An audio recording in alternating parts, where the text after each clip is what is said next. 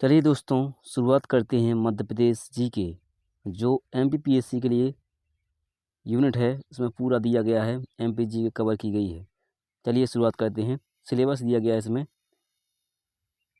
पहला है सामान्य परिचय जो पेज नंबर 5 तक है। दूसरा है मध्य प्रदेश में पुरापाषाण प्लस मध्यपाषाण काल जो पेज नंबर 6 से 7 तक है। मध्य प्रदेश में नवपाषाण काल, ताम्रपाषाण काल और महाकाव्य ये 7 से 8 पेज पर है। नेक्स्ट है मध्य प्रदेश में उत्तरवैदिक काल प्लस पौराणिक काल खंड जो पेज नंबर 10 से 11वीं तक है। ये सभी पेज नंबर दिए गए हैं इसमें सिलेबस के अनुसार। चलिए शुरुआत करते हैं सीधा। मध्य प्रदेश का प्राचीन इतिहास। मध्य प्रदेश का इतिहास पुरातन संस्कृति पुरापाषाणकालीन है, यानी पाषाण युगीन कालीन है। इस समय मानव पशुओं की भांति जंगलों, गुफाओं एवं पेड़ों पर अपना जीवन व्यतीत करता था। इस काल के साक्ष्य हमें पुरातात्विक एवं ऐतिहासिक स्थलों से प्राप्त होते हैं। प्राचीन काल से लेकर वर्तमान काल तक के इतिहास को हम लिपि लेखन कला के आधार पर 3 भागों में बांट सकते हैं। पहला है प्राग ऐतिहासिक काल, दूसरा आग ऐतिहासिक काल, तीसरा है ऐतिहासिक काल। पहले है प्राग ऐतिहासिक काल के अंतर्गत चलते हैं। इस समय लिपि लेखन कला का विकास नहीं हुआ था, अतः इस काल की जानकारी केवल पुरातात्विक स्रोतों से प्राप्त होती है। उदाहरण के रूप में पुरापाषाण काल से महापाषाण काल तक का इतिहास। नेक्स्ट है आग ऐतिहासिक काल। इसमें लिपि लेखन कला प्रचलित थी, लेकिन लिपि अपढ़नीय थी, यानी पढ़ नहीं पाए। अतः ये इस काल की जानकारी केवल पुरातात्विक स्रोतों से प्राप्त होती है। उदाहरण के रूप में हड़प्पा काल और वैदिक काल। नेक्स्ट है ऐतिहासिक काल। इस समय लिपि लिखने यानी लेखन कला थी एवं इसे पढ़ा भी जा सकता है, तथा इस काल की जानकारी पुरातात्विक और साहित्यिक स्रोतों से प्राप्त होती है। उदाहरण के रूप में महाकाव्य काल से लेकर आगे तक का इतिहास। नेक्स्ट है मध्य प्रदेश में प्राग ऐतिहासिक काल संबंधी विवरण।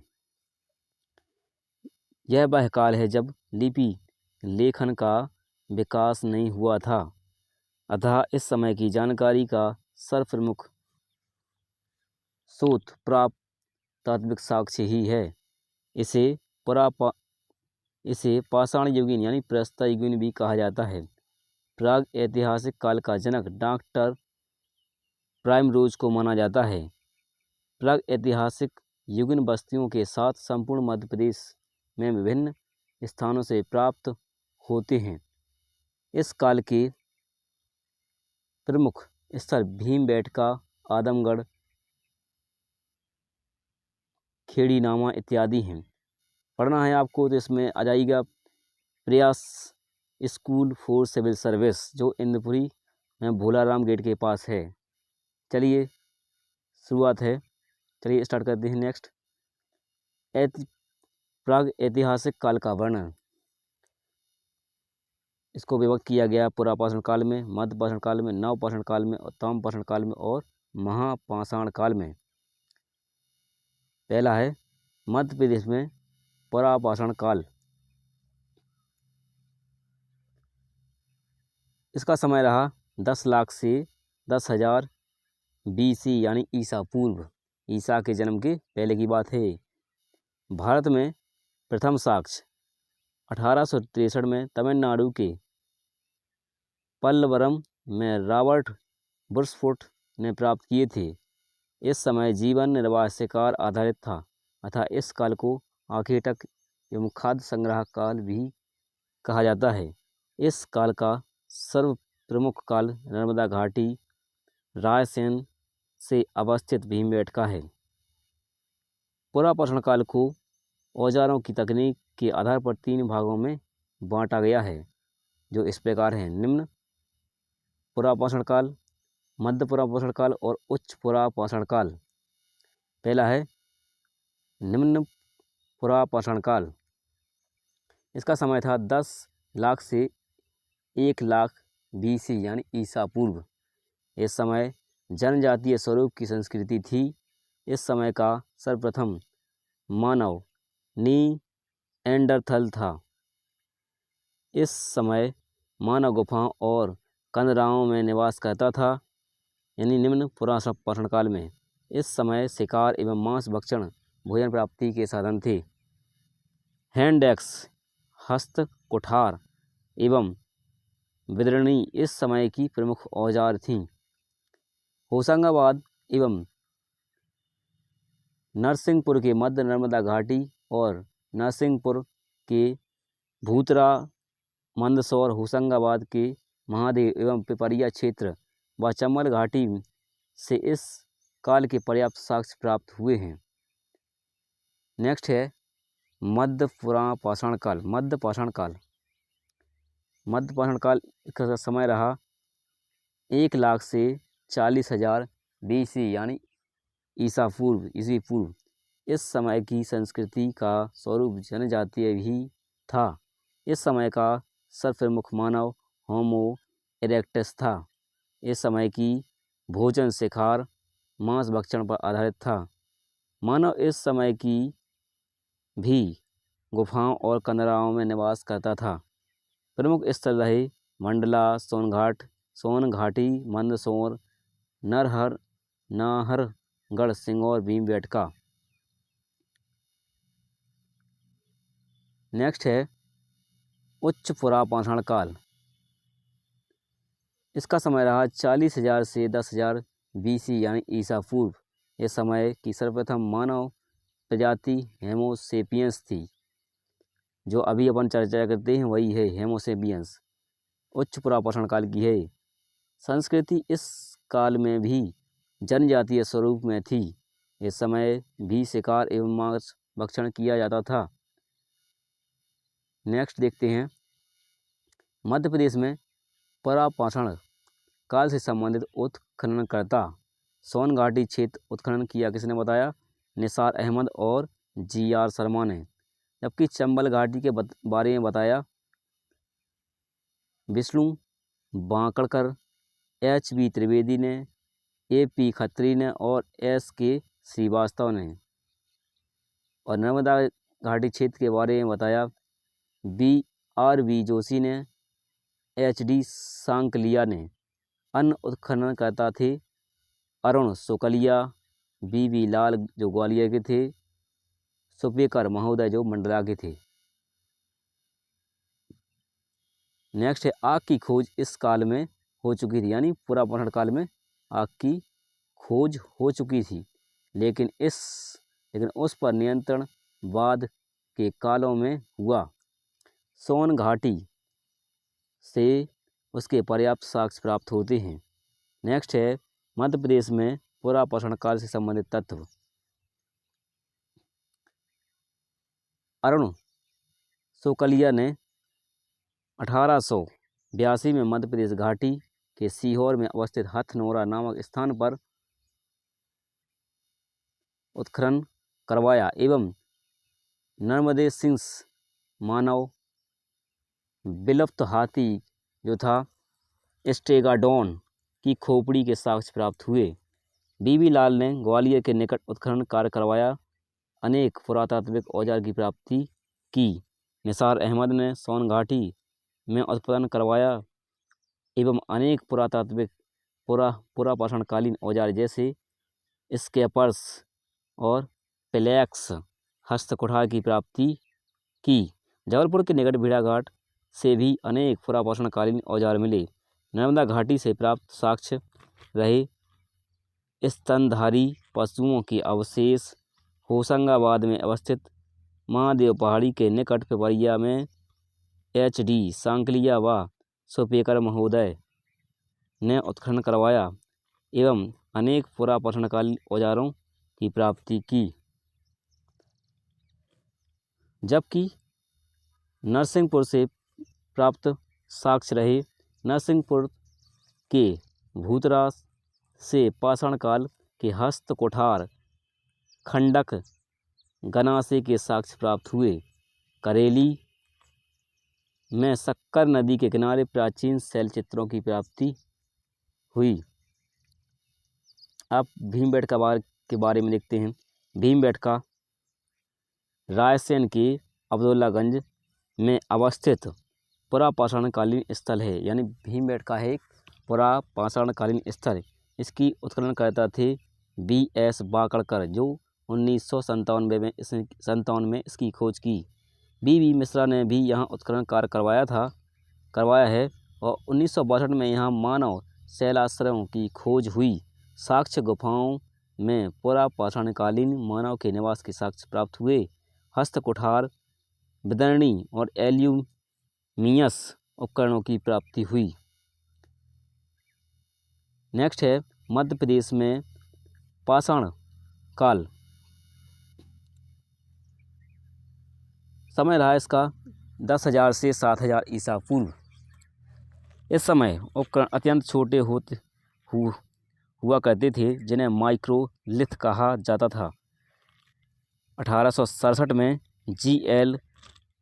कार्लाइल ने विंध्य क्षेत्र में लघु पाषाण उपकरणों की प्राप्ति की। यह मध्य प्रदेश में मध्य पाषाण काल का प्रथम साक्ष्य माना जाता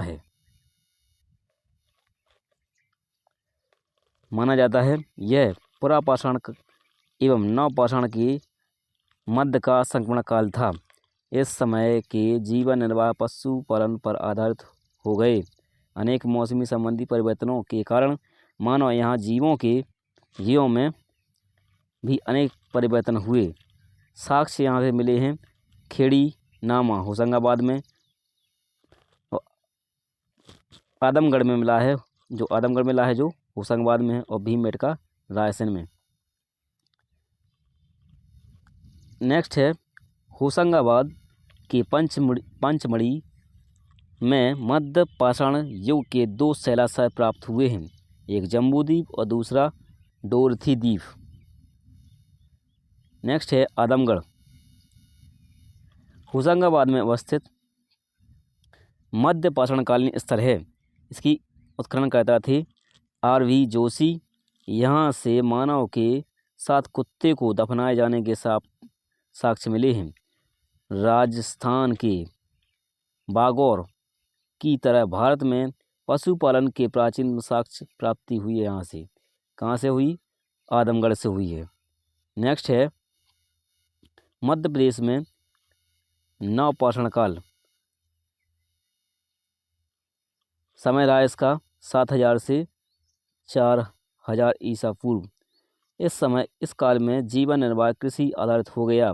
उपकरण छोटे और नुकीले होते थे। उपकरण निर्माण में प्रस्तर, सींग, हड्डी, हाथी के दांत का प्रयोग होता था।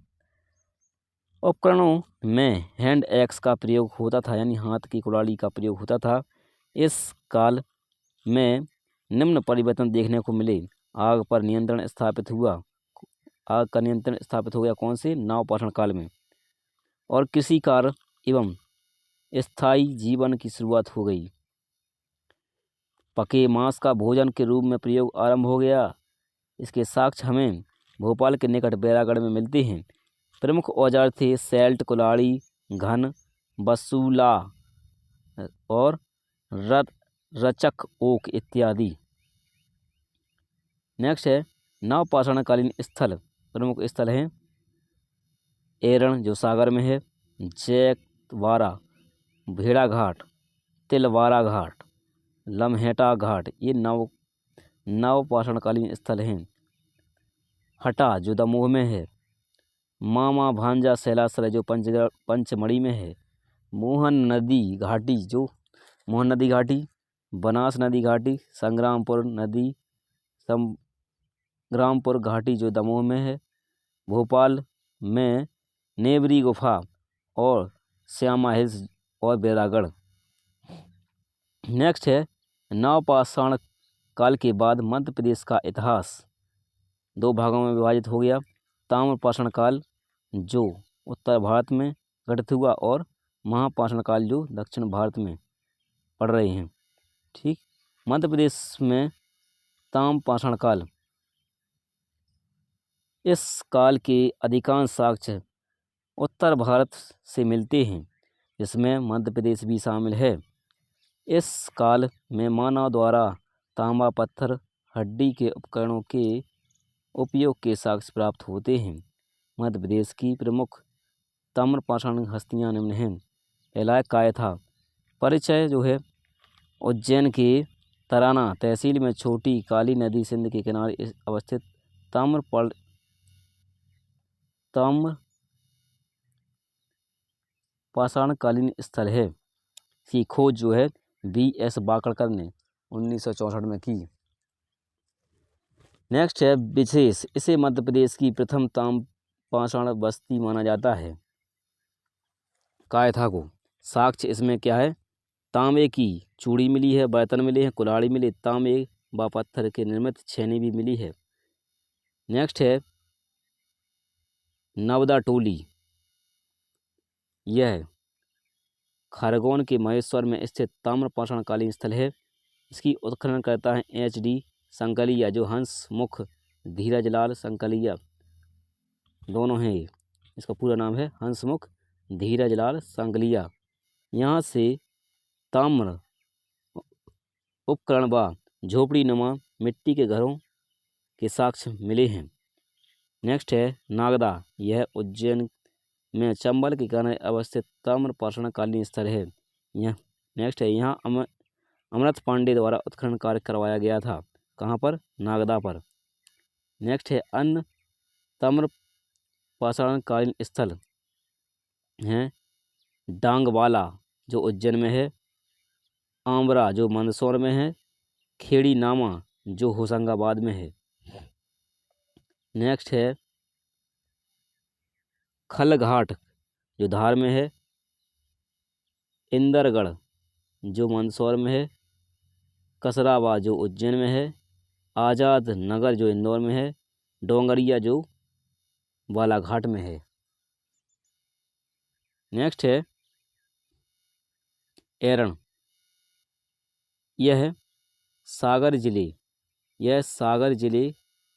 सागर में बीना नदी के किनारे अवस्थित ताम्रपाषाणकालीन स्थल है। इसका प्राचीन नाम एरिकीड था। उत्खननकर्ता थे कृष्णदत्त वाजपेयी। साक्ष्य 2 कालों में मुख्यतः साक्ष्य को विभाजित किया गया है। पहला है ताम्रपाषाण काल के साक्ष्य, जिसमें मिला है तांबे की कुल्हाड़ी, सोने के गोल टुकड़े और चित्रित धूसर मृदभांड। और जबकि गुप्त काल के साक्ष्य मिले हैं भानुगुप्त का एरण अभिलेख, जिसमें सती प्रथा के साक्ष्य मिले हैं। नेक्स्ट है बेसनगर। इसका प्राचीन नाम भेलसा यानी बेसनगर है। यह स्थल विदिशा में बेतवा नदी के किनारे अवस्थित है। खोजकर्ता D.R. भंडारकर लेकिन मुख्य उत्खननकर्ता H.H. लेख ने करवाया। इस स्थल